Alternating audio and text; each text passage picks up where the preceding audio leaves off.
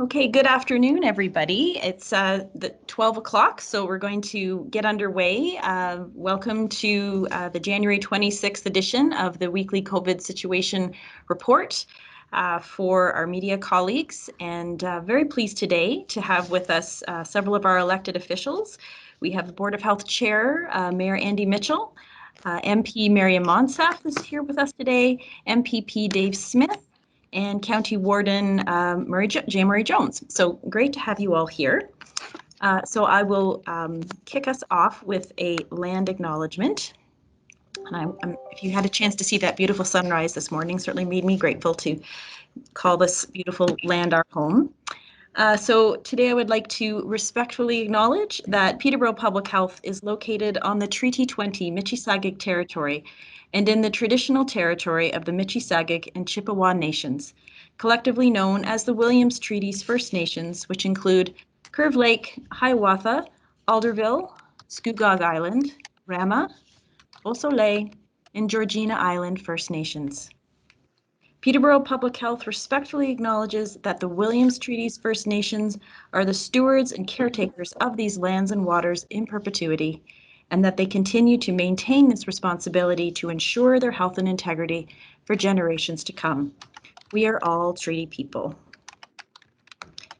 Okay, if I could just ask to make sure everyone's mics are muted so we can move on to some opening remarks from our Board of Health Chair, Andy Mitchell. Please go ahead, Andy. Well, thank you, Brittany. The week of January 25th marks the first anniversary of a COVID-19 case in Ontario. This past year has brought a whole new set of realities and experiences we couldn't have imagined 12 months ago.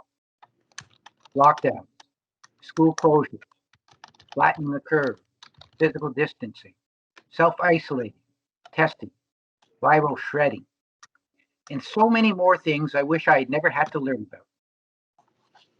It has also brought us a year of loss, the things we miss, the people we mourn. 7 lives lost in our community. Over 500 people infected with COVID. People who have lost a job. The inability to hug extended family and friends. Not able to see mom living in care. I weep for everyone who has been so cruelly impacted by this. But this year has also shown us the resilience of the human condition, the determination of our community, the love of our family, the kindness of strangers. At the very worst of times, so many have been at their very best. Our frontline healthcare workers, who every day take personal risk to keep us safe. Our essential workers, who make sure we continue to access the goods and services we need. Our kids, who are missing so much, yet displaying patience beyond their years. Our families, who nurture and strengthen us even when they too are hurting. Our scientific community, who ignored the skeptics and developed vaccines in record times. Our residents, who make individual sacrifices every day to help the community at large. To paraphrase Karen Sullivan, in the face of adversity, we had a choice. We could have been bitter, but we have chosen to be better. Stay safe, be well, and in all things, be kind. Thank you. Thank you very much, Andy. Those are wonderful words to start us off today. So now I will invite Dr. Salvatierra, Medical Officer of Health, to provide us with a current situational update. Go ahead, Dr. Salvatierra. Thank you, Brittany.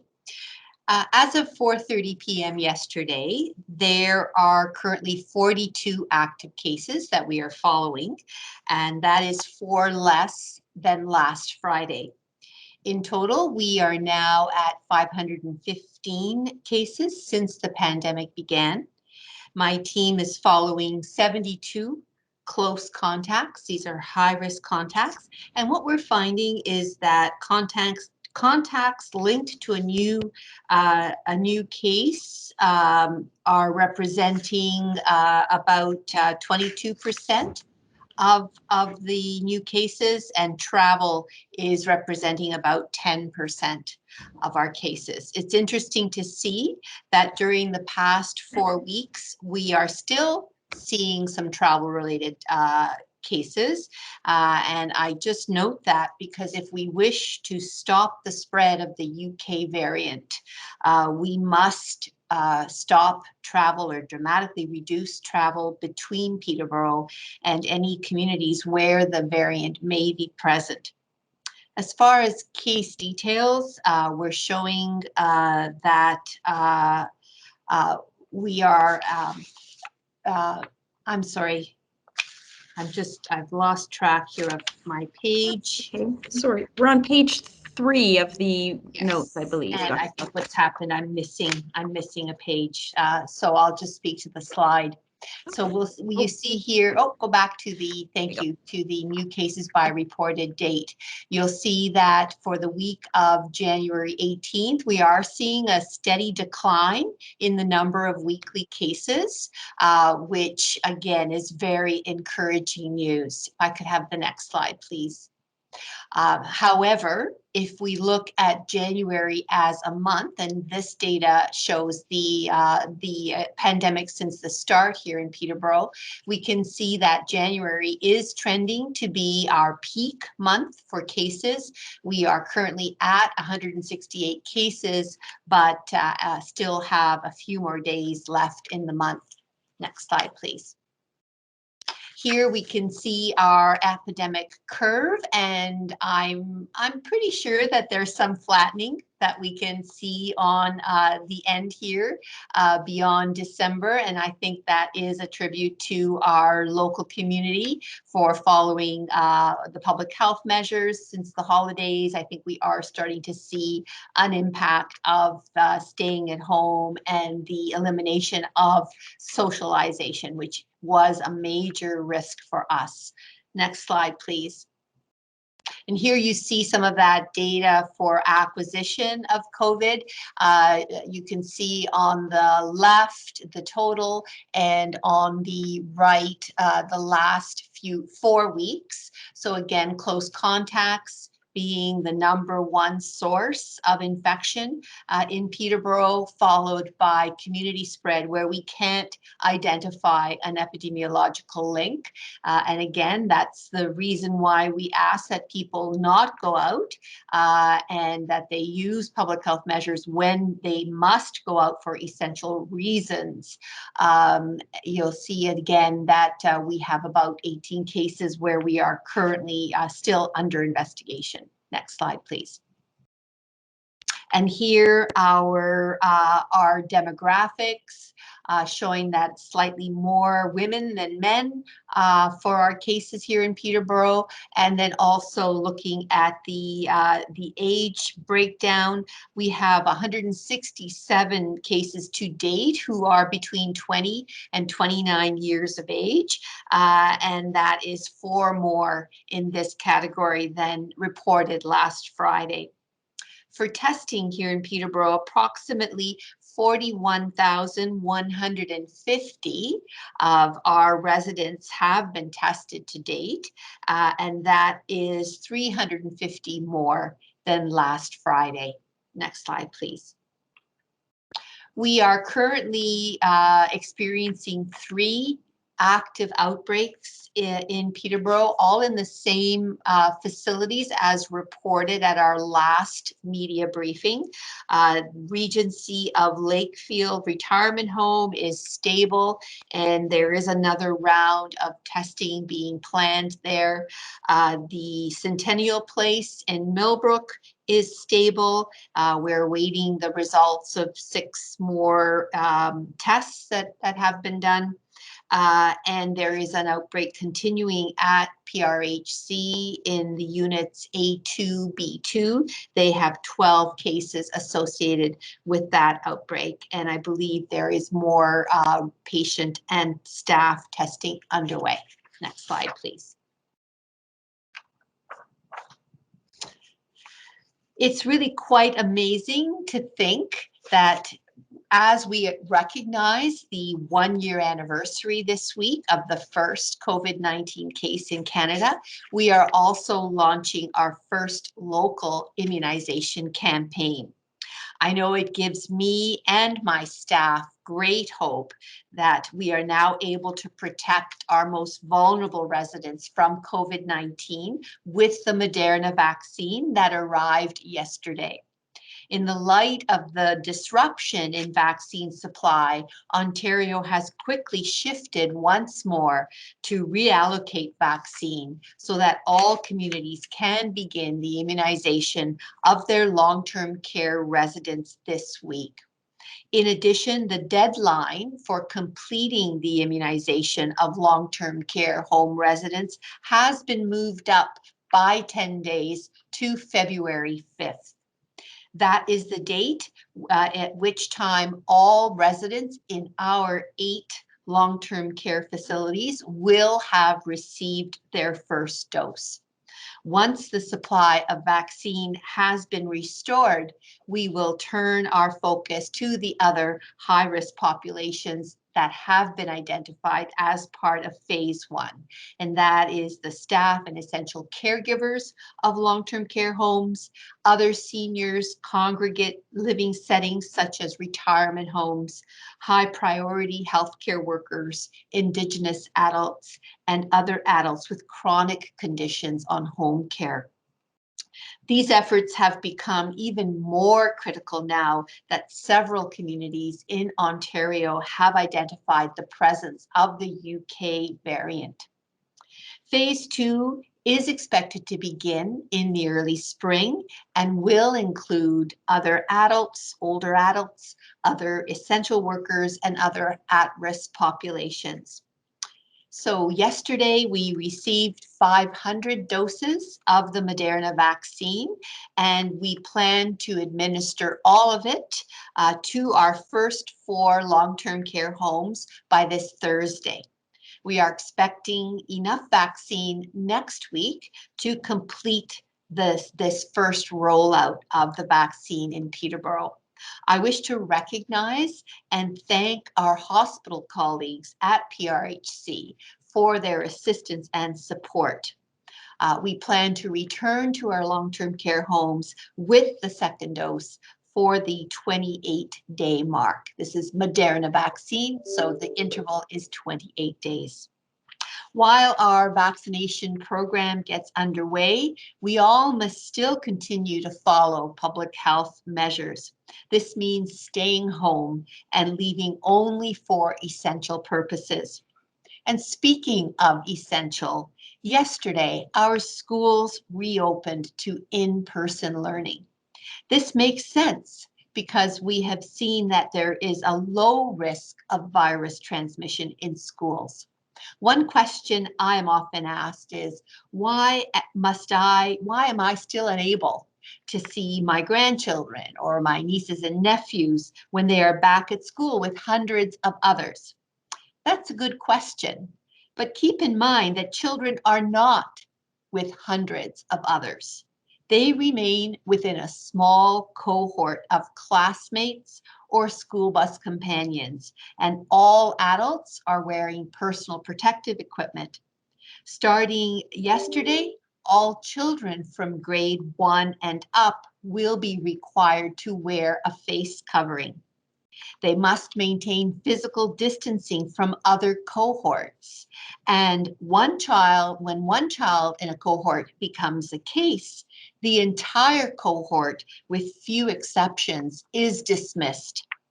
This should not be confounded with a social visit with grandma.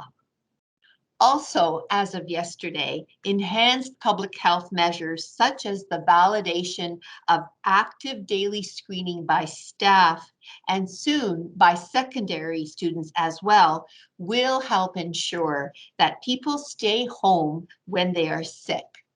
They will be supported with quick and easy access to COVID testing here in our community. And they are all reminded that just because they are back to classroom learning they are not back to usual during this emergency, where a stay-at-home order remains in effect. I would like now to invite Julie Ingram, our Manager of Environmental Health, to provide an update to our latest on our latest enforcement activities. Over to you, please, Julie. Perfect. Thank you very much, Dr. Salvatierra. And hello, everybody. So we've had another busy week in enforcement, and as promised last week, we are still working on our plans for some of the Blitz campaigns that we will be doing, and you will hear more about that. But I thought I would just give you a brief update on some of our numbers from our enforcement activities last week. So for the week of January 17th to 23rd, our enforcement team conducted 16 proactive COVID-19 specific inspections of various facilities and businesses. We received a total of 41 complaints or inquiries to our environmental health team, and that prompted a total of 22 specific COVID-19 investigations. And as a result of that, 4 formal warnings were issued.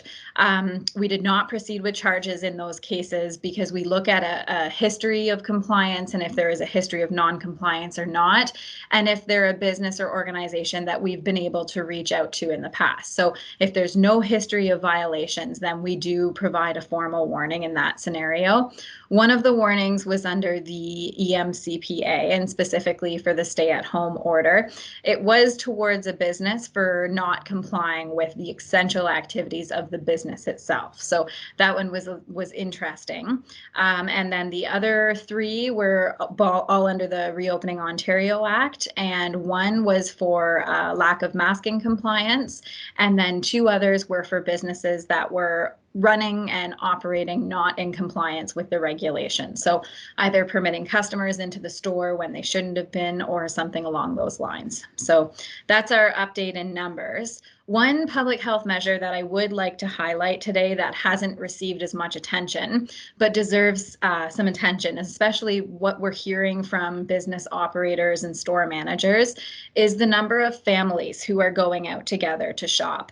And I do understand that there are times when maybe for childcare reasons, you may need to bring children with you, but if at all possible, in the spirit of the stay-at-home order, we ask you that only one family member needs to go shopping. When groups of people go shopping, even if they are a family household unit, that can create challenges in a store environment for physical distancing. So the store is required to control capacity limits, and there is established mechanisms in the regulation how to calculate those. But all of a sudden, when you have a group of 4 or 5 people walking together, that can create additional pinch points. So we do urge and ask you that if it's possible, please just only one family member to go shopping. And thank you very much. Thank you, Julie. Okay, so I'm now going to invite our elected officials to say a few words, and I see that Chief Carr has been able to join us. So if Chief Carr from Hiawatha First Nation, would you have any remarks you'd like to share, or just be available for questions?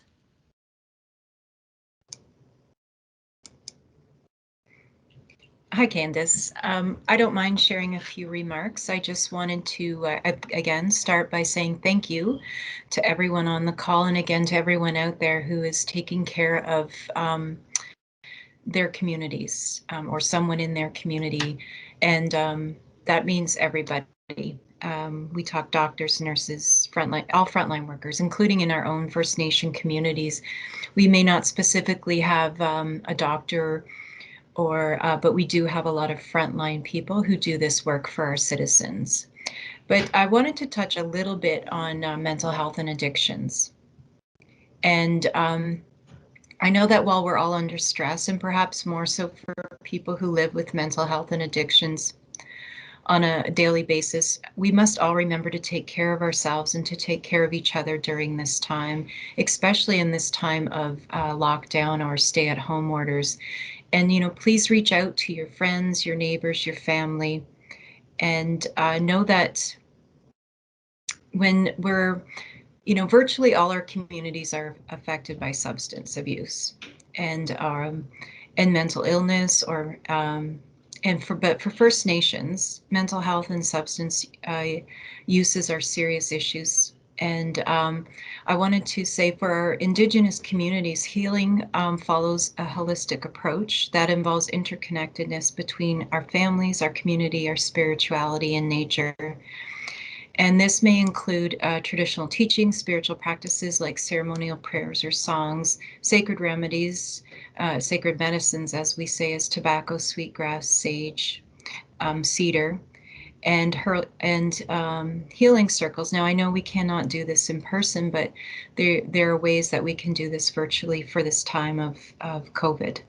And so, regardless of what you practice, and we encourage everyone to reach out for assistance, for help from a medical professional, a traditional practitioner, or of course in an emergency, please always call 911. And we do have the Hope for Wellness helpline, and that number is 1-855-242-3310, and that's 24 hours a day, 7 days a week that you could reach out to someone if you needed to talk. So I just want to say miigwech, and remember for everyone to take care of themselves and each other. Thank you very much, Chief Carr, for sharing those important reminders with us today. Okay, I'll now invite MP Miriam Monsef to provide an update if she's got one for us. Go ahead, Miriam. Thank you very much, Brittany. Hello, everybody. Bonjour, Anin, salam alaikum. I join you from my home in Peterborough, Kawartha on Mississauga territory. I'll begin with gratitude, talk about test, travel, and vaccine, and quickly follow up with what my honorable colleague, Chief Carr, just talked about in regards to mental health. I'm grateful that Canadian democracy is working. Yesterday, all MPs agreed that we would continue with a virtual House of Commons, institute virtual voting, and ensure that our number one priority remains the health and safety of Canadians and getting our communities through these very difficult times with whatever it takes for as long as it takes. This is the envy of many countries. I'll echo the gratitude for frontline professionals and also for local leaders. We agreed early on in March that the best thing we could do is accept that we are truly in this together, that our ability to collaborate and put partisanship aside would lead to better health and safety outcomes for our communities. And in light of vaccine rollout, ensure that we maintain the community's confidence in our ability to deliver for them. And I thank my colleagues for that ongoing collaboration, truly an important component of our response to COVID and recovery. I know that there are challenges ahead, but I also know that it is a hopeful time. With the 1 year anniversary of the first case of COVID detected here in Canada, Peterborough is able to move forward with the first local immunization campaign focused on the most vulnerable in our community. I thank you, Dr. Salvatierra, for your steady hand in all this, and every single person who's working to ensure that those shots get into people's arms and that we continue to give hope, prevent the spread, and get through these very difficult days together. With regards to testing, I'm pleased to say that we've delivered more than 15 million rapid tests to our partners in provinces. In regards to travel, I will reiterate, if you don't have to travel abroad or between provinces for non-essential reasons, don't do it. It is not worth it. And as the Prime Minister said earlier today, nothing is off the table when it comes to further travel restrictions.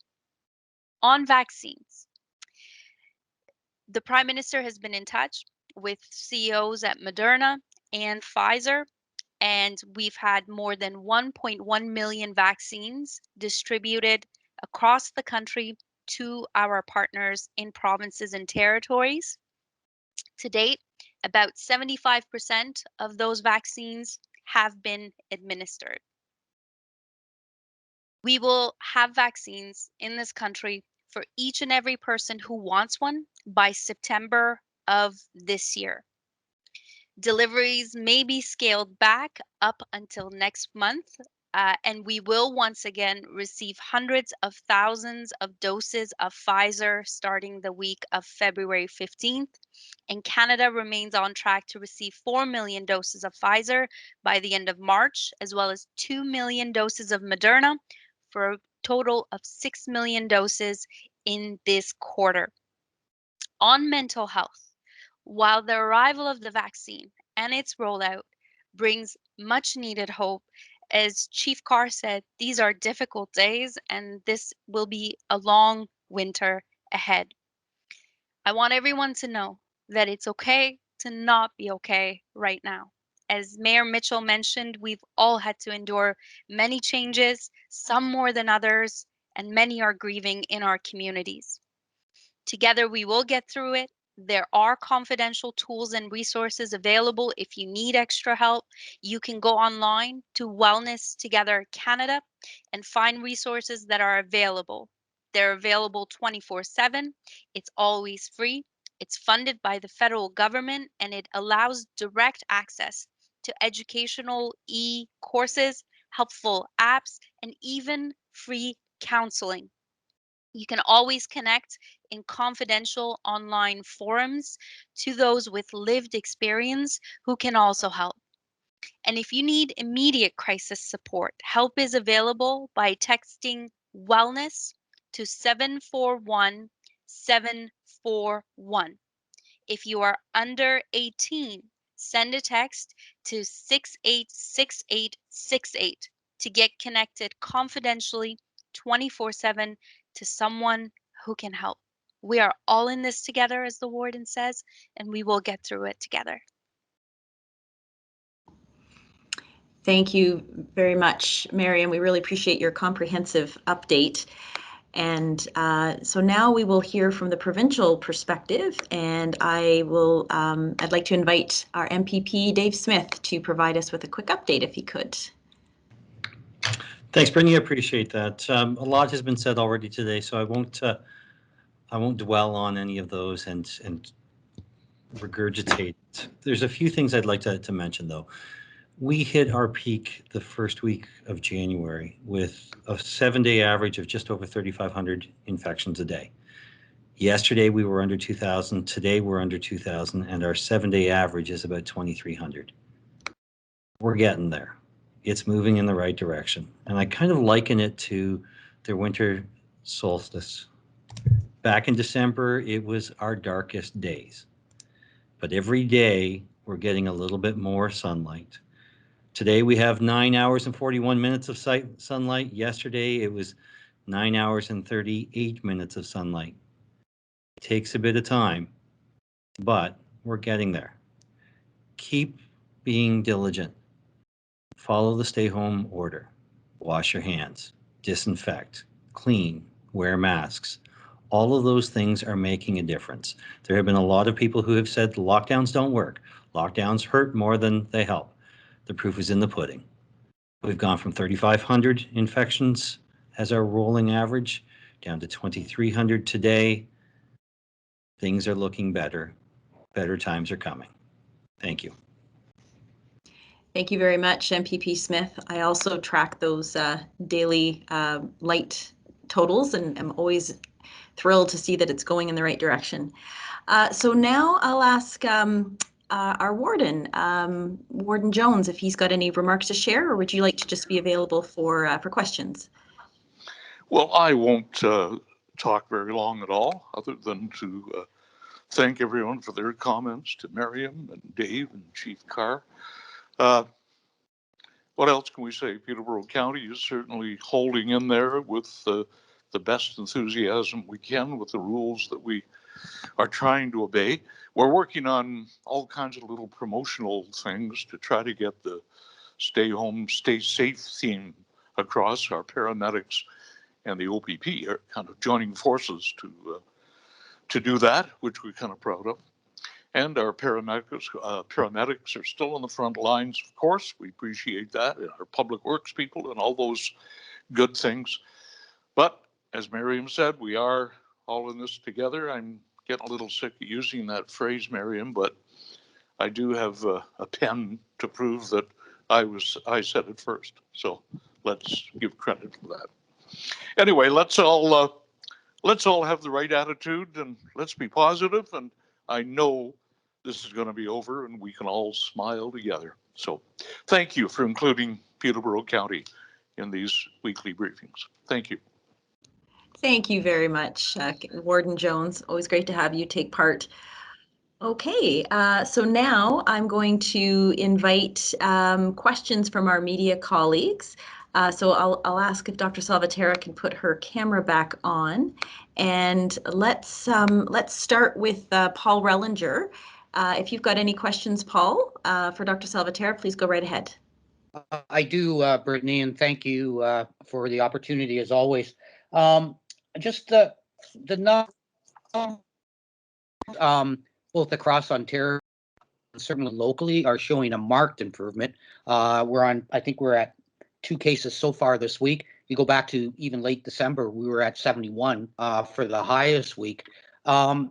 Just the general thought, you know, the notion for everybody, I'm sure, is to perhaps, again, I know I harped on it last week as well and brought it up, but again, you know, people relax when they see things going good, and it's a real danger. And you guys work so hard to tell them to stay at it and be diligent. And you know, how frustrating is it, especially when you see situations like the protests we had on the weekend at City Hall, where I think there was 18 people involved and charges were laid. You kind of have to counterbalance everything all the time.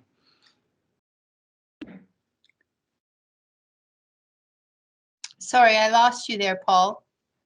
No, I was just talking about, sorry, I was just talking about how the numbers have shown a marked improvement since December 28th. We had 71 cases that week. We're on track right now for much fewer than that this week. I think we're at 2 right now. I just want to again reiterate, because I think it's so important that people see numbers and they react to them. And yet your message is, you know what, we're not out of the woods, and we still have work to do. And maybe you could just speak to that.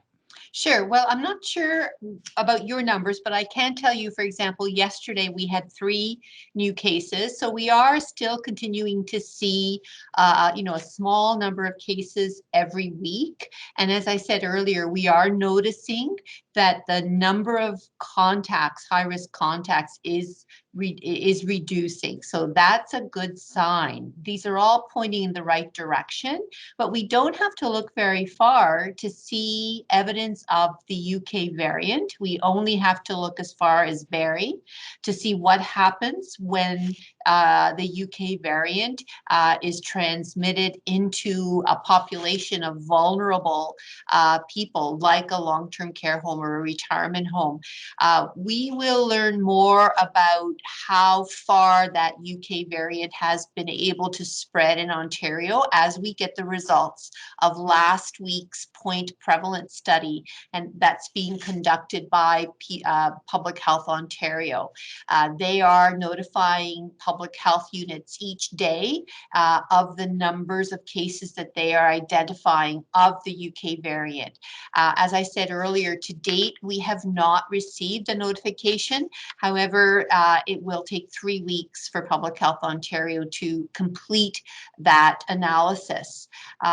So I think right now people need to take you know, care, because that UK variant can change everything. It is so easily transmitted that it can quickly turn our numbers around and inflate the numbers of outbreaks, and again lead to you know, increases in deaths. So we have to be very, very careful and remind ourselves that the stay-at-home order is still in effect. We need people to stop. Stop traveling, stop getting close, stay apart, stick to household groups, and we need to let this settle. The incubation period is 14 days. And so that's 2 weeks. So we just, I just want to emphasize what I think you were saying, is that we can't act too quickly. We can't return to normal too quickly. This will take time. It takes patience and perseverance. Okay, and just one more thing, Dr. Salvatore, you mentioned the vaccination schedule. The new deadline, I believe you said, is February 5th. I'm curious now. That's all going to residents in our 8 long-term care homes, and then the next identified group would be caregivers and staff. Would they? I'm sorry, I might have misunderstood. Are they in that same group, or will they be after this group? Unfortunately, with the disruption in vaccine supply, there is not enough vaccine in the province to do the long-term care home staff and visitors who have still not received their first dose. So we are getting the vaccine to the people who need it most, those at highest risk of severe illness and death. So we can only immunize our long-term care home residents. And in Peterborough, you'll know, Paul, that that's about 1,100 in total. We had 500 doses of vaccine arrive yesterday. We are in Fairhaven today immunizing, working with the staff there to immunize their residents. And we will use up all 500 doses by Thursday is what we're projecting. And then we will need to await another delivery of vaccine in order to complete all of our long-term care home residents by February the 5th. Okay. And the vaccine, when it came yesterday, how did it arrive? Did it arrive by, was it plane or was it car, truck? I wasn't at PRHC, so I can't give you details, but I believe it arrived by road, and I know there was some security provided by I believe the OPP until it could be safely delivered to a freezer at PRHC. Great. Thank you so much, Dr. Salvatore. That's all I have, Brittany. Thank you. Great, thank you very much, Paul. Okay, so Matt Latour from some of our local radio stations. If you've got some questions for Dr. Salvatore, go right ahead. Yeah, for Dr. Salvatore, I know last week we talked about kind of the vaccine rollout in local long-term care homes, and you talked about residents consenting to the vaccine. Mm-hmm. Do you have any numbers of how many so far have consented with the vaccine, now here locally? I don't, Matt, but we do need those numbers because we only take out as much vaccine to the long-term care home as we have consents for. So I don't know what that number was for Fairhaven this morning. But we can certainly find out for you. That's something that we can get back to you. We can let you know how many of the Fairhaven residents consented to the vaccine today. Perfect. That would be amazing. I had another one and now it's kind of lost. I can't remember it now. Come back to me if you can. Sure thing. Okay. And I've taken note of that question, Matt, so I can follow up there. Oh, I just remembered it. Oh, go ahead, Matt. Will there also be daily updates on how many vaccinations have been given locally? That's a good question for Brittany. I know we are planning on having a dashboard added to provide you with the local data as far as numbers. Brittany, when can we expect that to be up and running? We are hoping to start with at least weekly updates on our website. So we're just working with our epidemiologist who is able to pull the reports for us so we can see what kind of data we have access to. And our hope is to be able to show at least doses and received and how many administered. So hopefully by the end of the week we can have something like that up, and I'll certainly be sharing that with this group once we get that up and running. Great, thank you. Perfect, thank you. Okay, all right. So Matt, then if you're done, I'll invite Jessica Nisnik from Global News to ask her questions. Go ahead, Jessica. Hello, Hi. everybody. Just a few, I guess, clarifications, Dr. Salvatore. I just heard you say 1,100. Was that 1,100 residents, or Yes. I thought you said before 2,900. Was that the overall total working and living? The larger number probably represents the staff and essential caregivers as well, Jessica. We are only able to immunize residents at the moment. Right, and that's 1,100, you said, It's between the actually 8 homes. It's actually 1,102. So Well, thank you. roughly 1,100. Okay, so turns out after all, we did get the Moderna. We were thinking we were getting the Moderna, then the Pfizer, now we have the Moderna. Originally, you were to get, not you personally, but the health unit was to get a freezer. Are you still getting one, or is it all just going to stay at PRHC? We are expecting the delivery of a freezer so that we can store the Moderna here. We just don't have a date for that yet. Okay, and I'm guessing there's no timeline yet for essential caregivers and staff of long-term care? Not yet.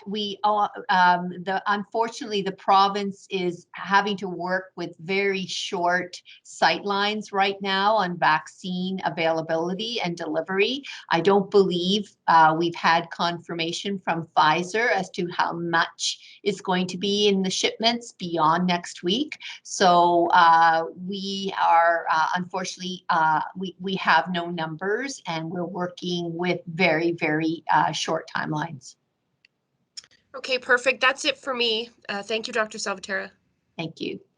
Great. Thanks, Jessica. And I can confirm that that larger number of about 2,900 represents all staff, residents, and essential caregivers in long-term care homes locally.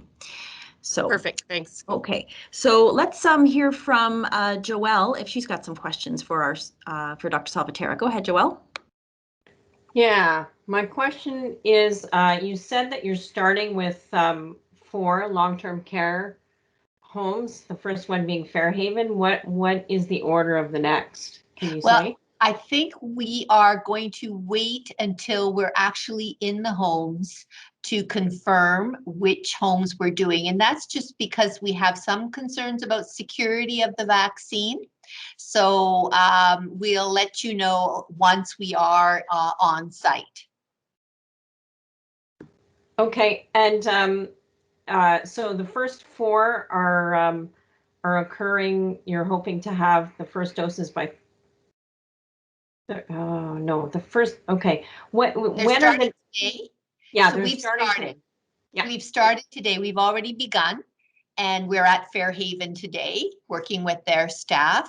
We hope to be completed by Thursday. Okay, that's it. Okay, so complete residents only by Thursday, right? Only residents, yes. Okay, and do we know, do you then proceed to the next 4, but it sounds like it's not, there's no timeline as to exactly when. Well, we are expecting another shipment of vaccine the next week. We don't know yet which day, so we're waiting to receive written confirmation, and then that we've been told that we will have enough to complete all of our residents. Okay. All right, and then you come back to the staff afterwards, after the 28 days has elapsed. Okay, so is that does that February 5th deadline, is that going to be challenging, or do you feel like that's absolutely doable? I think it's doable. Again, I don't have, I'm not certain yet when next week we'll receive vaccine, but if it's like this week and it comes in on a Monday, that will give us enough time to complete all of the residents for that February 5th deadline. Okay, and do we know whether it's going to be Moderna that's going to continue to come? Yes, we expect it to be Moderna. Okay, thank you very much. For Julie, you talked about formal warnings. Can you say why you can't release which businesses receive warnings? Is it different if they get a charge? We wouldn't release the business name. We would advise that charges have been laid. But in order to, in the spirit of cooperation with these businesses and getting compliance, we have a really good track record, and we're not looking to put a target on any one business. However, focus on the sector specifically. So, good question, Joelle. But at this time, we wouldn't be releasing specific business identities right now. Okay, that's it. Okay, thank you very much, Joelle. All right, so now we will move on to, I think I see Trent Radio. Rob, is that you? Did you have any questions? Yeah, hi, Brittany. Thanks. I have one question for Dr. Salvatera. I was just curious. I noticed when we were going through, and it seems like it's been this case for a while, the 20 to 29 age group seems to be the most prevalent group for COVID in Peterborough, and that maybe it's just my perception, but it kind of seems to be growing relative to other age groups recently. I'm not sure if that's the case this week, and that kind of seems to be different from how people are talking about COVID across the rest of the province and across Canada. Sorry, you're cutting out. Could you just repeat that? Yeah, is that better? Yeah, I can hear you Okay. now. Yeah, my question is just around how it seems like the 20 to 29 age group is the most prevalent for COVID in Peterborough, and that seems to be consistent, if not growing, which seems to be different from how, at least how people are talking about COVID across the province and across Canada. Is there a sense of why, like maybe where those cases are coming from and why it seems to be so prevalent amongst younger people in Peterborough? Well, I do think that the spread of COVID among younger adults is a phenomenon that's being seen everywhere, not only in Peterborough. And it may be because this is the group that is continuing to socialize. It certainly is the group that's often working in jobs where they potentially aren't getting sick pay. So they are going to work while they have symptoms. And they are the group that tends to have milder symptoms of COVID-19. It's not typically the group we worry about as far as severe outcomes, but they can spread it. And that's what the problem is, that then it's spread to more vulnerable adults who have more serious outcomes. So this is the group we really need to contain in order to protect the more vulnerable groups in our society.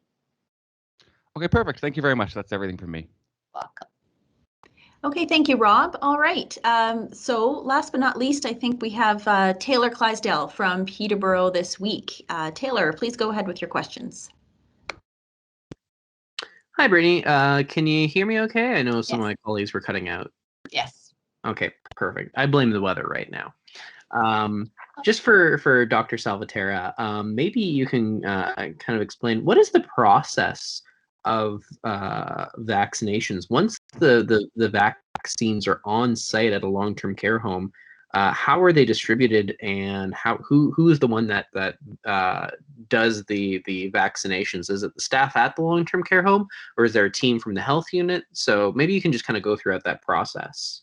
Well, it's going to look a little different, I think, from facility to facility. It'll depend on their space, what they have available, and how many of their residents they are actually able to move to bring to a more centralized area where the vaccine can be given, or whether there's more of a need to go room to room and floor to floor in order to immunize people closer to home. So I think it will have a little different look from place to place. In all of the long-term care homes, however, we have the ability to work with their existing staff, and that is such an asset because their nursing and medical staff know these residents and can assist us. They can even help with counseling and with consent, identifying those that might be at higher risk, that might need to be observed for longer. I had one email this morning already from Fairhaven with one of the residents who I advised we needed to watch for 30 minutes rather than 15 minutes, which is the normal course of events. Everyone who is immunized does require a period of observation. For most, it's 15 minutes. For some who are at higher risk for serious reactions, it'll be 30 minutes or more. We do have medical personnel on site. I know Dr. Spinks is there today at Fairhaven, providing some assistance so that we can make sure that people are safe as they're being immunized. And then as we go from room to room or arm to arm, we're capturing that data in our provincial information system, which is called COVAX. And that's real-time data collection. It'll also serve as our medical record for the province to identify who has been immunized, when their next dose is due. And so we are using it. And to use it, we have to rely on internet access and Wi-Fi.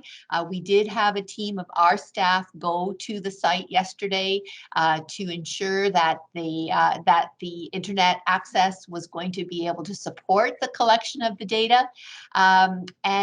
If there is, potentially, I don't believe that's going to be the case here at Fairhaven today, but if there is leftover vaccine, we work with the facility to call in others who are also eligible. Typically, we do staff as well. We're not doing staff this time.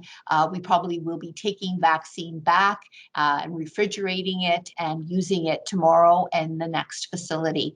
So that's a bit of a high level overview. I know we're getting some photos as well, Taylor, so they may also be able to help tell that story. Okay, perfect. And I'm sure everyone here is looking forward to seeing that those photos as well. I think that's the last question I have for Dr. Salvatierra. If you don't mind, though, I might move over to Julie Ingram just for a couple of questions about businesses. You said that there were a number, I believe the number you gave was four businesses since the last time we spoke have received kind of warnings. Were these businesses deliberately violating the rules, or was this a case where they were accidentally violating the rules? Maybe they didn't know what the rules were specifically. Yeah, it's the latter. It was definitely accidental violations of the rules based on our investigations and discussions with the persons responsible for the businesses and organizations. Okay. And again, there's still been no charges to any businesses flattered across Peterborough up to this point? Peterborough Public Health has not laid any charges. That's correct. Okay. All right. I think that's all for me. All of my other questions were asked and answered previously, so thank you so much. Great. You're welcome. Great. Thank you very much, Taylor and Julie. Okay, well, with that, I don't think I see any other media with questions. So I'm going to wrap it up. I wanted to share that we have just received some photos of the first vaccination being given. So I will be very pleased to share those out this afternoon to our media partners. And I also want to let this group know that we will be back here on Friday. I won't be here, but we will be in the capable hands of my colleague Sarah Gill, who will be the MC for the Friday media briefing. So with that, thank you all. Thank you very much to our elected officials for their wonderful remarks today. And have a great afternoon, and we'll see you back here later in the week. Take care now. Thank you. Thank you.